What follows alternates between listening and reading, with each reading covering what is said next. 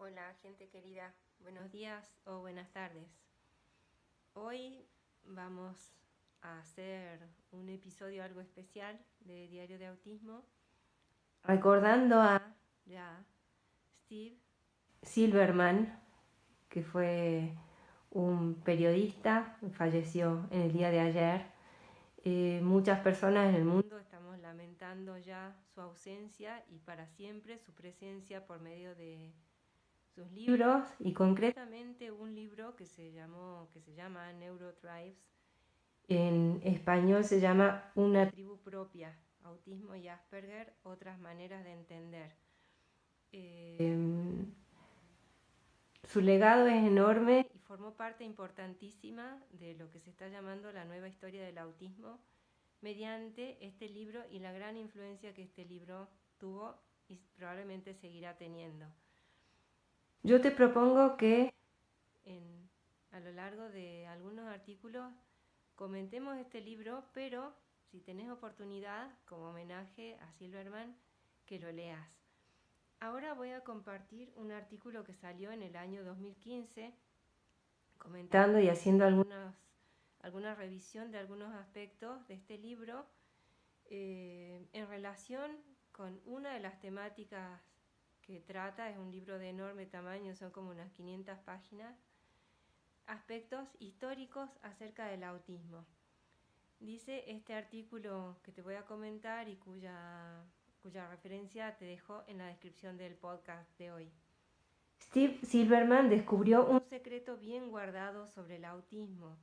En su impresionante gran libro Neurotribes, de gran tamaño y gran visión, que abarca la historia del autismo desde finales del siglo XIX hasta la actualidad, comparte el secreto, alimentándolo por goteo a través de una narrativa extraordinaria, en uno de los relatos fascinantes sobre el autismo que he leído, dice el autor, alguna vez.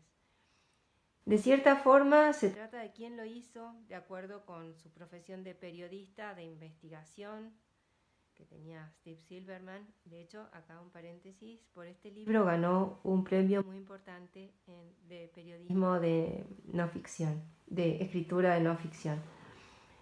Sigue el escrito. Profundiza en los detalles de la vida de las personas y descubre el secreto que algún científico intentó ocultar. Como todos, todes, los miembros de la comunidad del autismo saben, el psiquiatra infantil Leo Kanner, de la Facultad de Medicina de la Universidad Johns Hopkins de Baltimore, Estados Unidos, escribió un artículo fundamental en 1943 en el que describía por primera vez, entre comillas, a 11 niñas en su clínica sin el instinto social de orientarse hacia otras personas, que en su mayoría estaban centradas o incluso obsesionadas con los objetos y que tenían una, entre comillas también, necesidad de igualdad o una resistencia.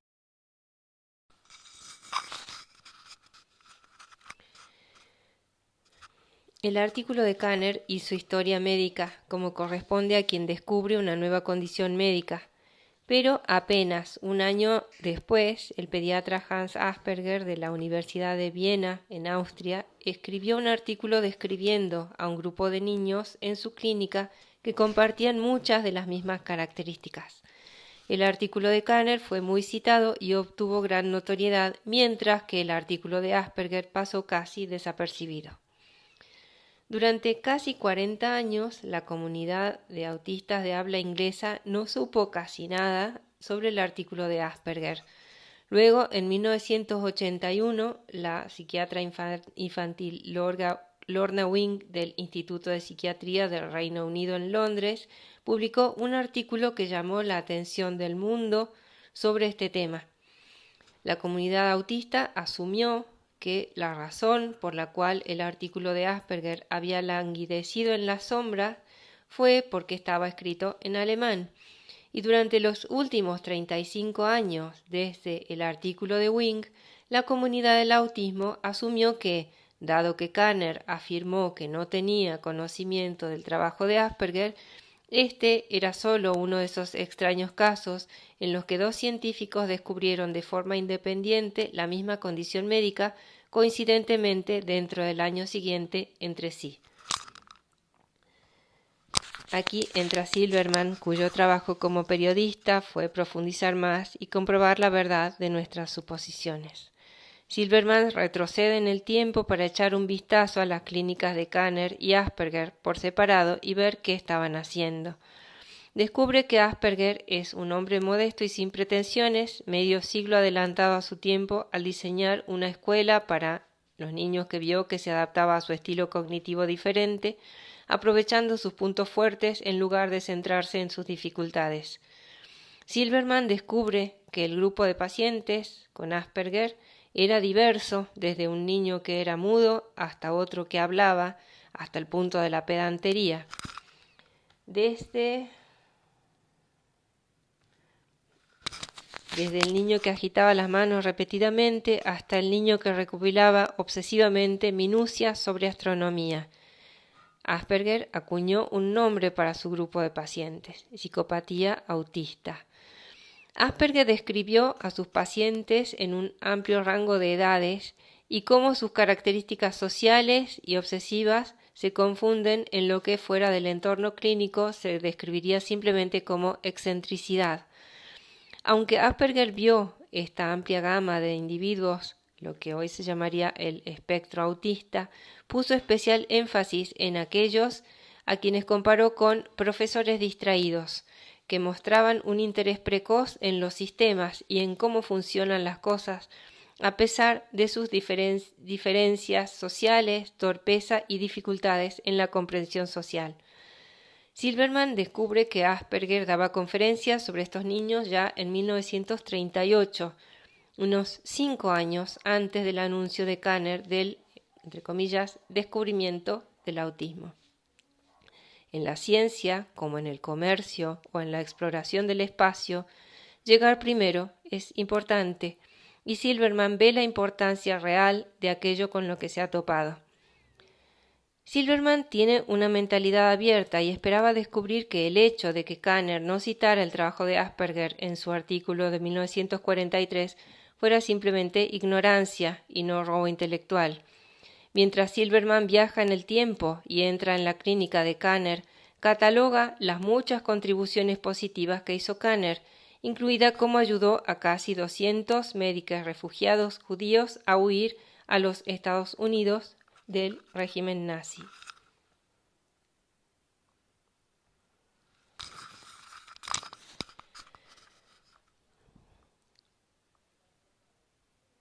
Silverman descubre también evidencia de que Kanner debía haber conocido el trabajo de Asperger. ¿Cómo? Porque Georg Frankl, el jefe de diagnóstico de la clínica de Asperger en 1938, llegó a la Universidad Johns Hopkins para trabajar en la clínica de Kanner ese mismo año.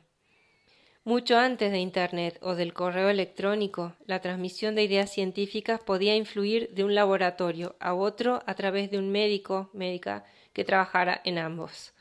Frankl había cruzado el Atlántico y el argumento de Silverman es que Kanner se enteró de estos niños especiales en Viena, encontró algunos similares en su clínica de Baltimore y los presentó como su propio descubrimiento. Bueno, hasta aquí esta pequeña reseña de un pedacito de uno de los capítulos de Neurotribes, este libro de Steve Silverman que estamos comentando, por su importancia y también como homenaje a Silverman en ocasión de su fallecimiento. Te animo a que leas el libro. Pero esto sigue, porque no es todo lo que encontró Silverman, y en esto también fue importantísima el trabajo que hizo y las repercusiones que tuvo ese libro respecto a esto que es lo que venimos llamando la nueva historia del autismo, que se sigue haciendo. Así que quédate en el podcast y espera el próximo episodio. Y ahora agradecerte. En primer lugar, tus críticas, también tus comentarios, tus sugerencias y tus preguntas. Y como siempre, deseándote muy buenos días o buenas tardes, me despido. Chao, cuídate.